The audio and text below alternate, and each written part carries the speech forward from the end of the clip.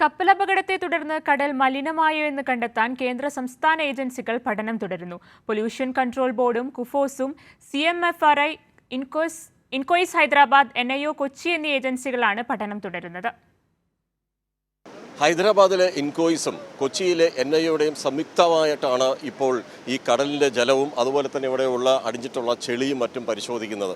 ഈ കൊച്ചിയിലെ കപ്പൽ മുങ്ങി അതിൽ കണ്ടെയ്നർ ഇതിൽ വെള്ളത്തിലേക്ക് വന്ന് തീരത്തൊക്കെ അടിഞ്ഞ സാഹചര്യത്തിൽ ഏതെങ്കിലും തരത്തിൽ മാലിന്യങ്ങൾ ഇതിൽ ഉണ്ടോ എന്നാണ് ഇവരുടെ പരിശോധന.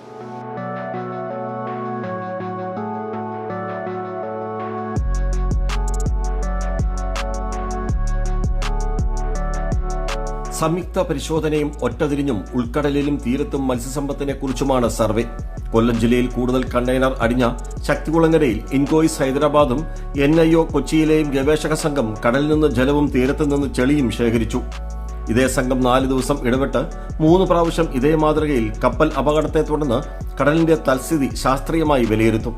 അതേസമയം നിലവിൽ ഇതുവരെ കടലോ മത്സ്യസമ്പത്തോ മലിനപ്പെട്ടിട്ടില്ലെന്ന് കൊല്ലം ജില്ലാ കളക്ടർ N. ദേവിദാസ് കൈരളി ന്യൂസിനോട് പറഞ്ഞു. ഇത് കടലിൽ അങ്ങനെ ഒരു മലിനമാക്കപ്പെട്ട രീതിയിൽ സ്പ്രെഡായിട്ടില്ല എന്നാണ് മനസ്സിലാവുന്നത്.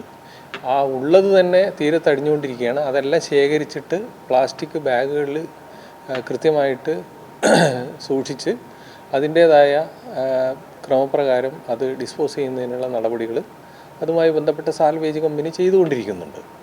അപ്പോൾ ആ രീതിയിലുള്ള ഒരു മലിനമാക്കപ്പെടൽ ഈ കടലിൽ ഉണ്ടായിട്ടില്ല.